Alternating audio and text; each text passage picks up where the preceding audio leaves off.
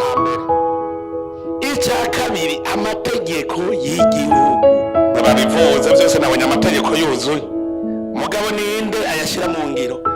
Uyo yashyize mu ngiro yaramaze kuba guta bwa buntu nibore. Amategeko y'igihugu nibwo butegetsi bw'igihugu mu bisanzwe.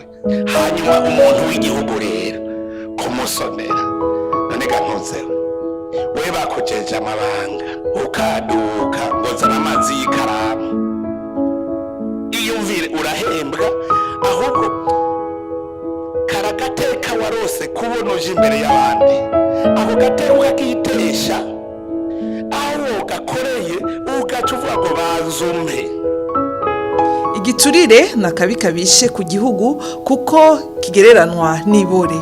Mbere ngo aho igiturire ciraye iterambere ntirihatumbera. Kugira ngo Uburundi buze bushike kwihangiro ry'imbona kazoza, igihugu cifashe muri 2040, igihugu giteye imbere muri 2060, kizigenza w'ihanga ry'u Burundi nyene icubahiro Evariste Ndayishimiye afise umwitwarariko udasanzwe wo kubona igiturire kiranduranwe n'imizi mu gihugu cacu. Iki kibazo kijanye n'intwari ibereye arico kibazo mfise ku mutima uko bukeye uko bwije. Ikintu cyose ndaciga imvo n'imvano.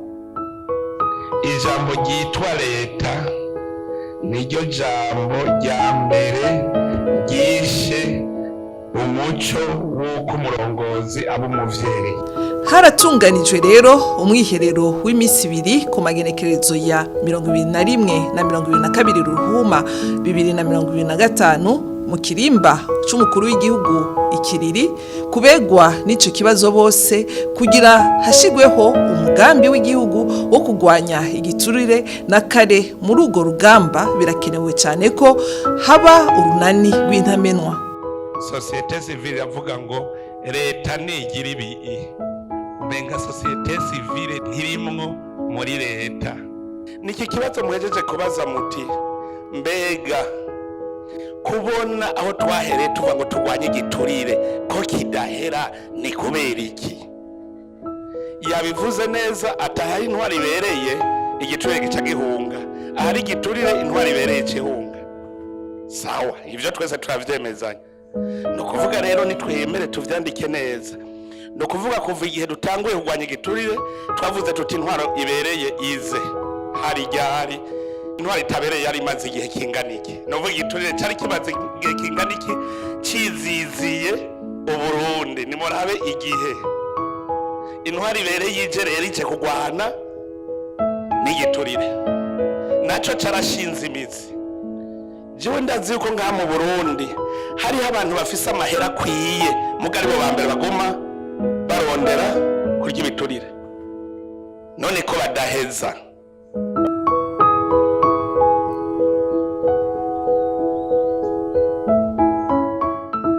Ko zina murundi wese yifuza kubona igihugu ciwe giteye imbere, none icyo asabwa gukora kugira ngo aje mu runani rwo kugwanya igiturire ni giki? Twese abarundi dutegerezwa kuvyumva kumwe, ntihagire uvuga ngo hajya ndahakirira ngo cyane mugenzi wanje arahakirira hagiye hazonkiza.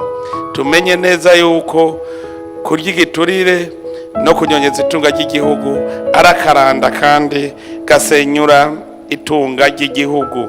Twese rero dutegerezwa kugira urunani kugira ngo tugwanye ako karanda.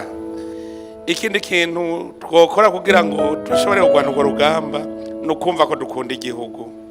Tugiye kuraba rero n'ingene dukomeza bwa buhinga ngurukana bumenyi kugira ngo ivyo dukora byose bije ahabona. Ko dukoresheje burya buhinga ngurukana bumenyi, niyo ukeneye kumenya ikintu uca wugurura ugaca ukibona, ufise ibibazo ukabaza. Turazi yuko cyane cyane abaryo ibiturire cyane abanyono itunga ry'igihugu batabikunda, mugatozo bibakundisha ku nguvu.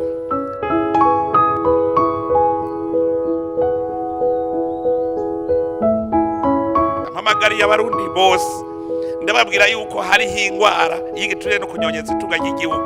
Twese tuve hasi tugwanye uwo mwasi, ntazotunesha turi kumwe twese birashoboka.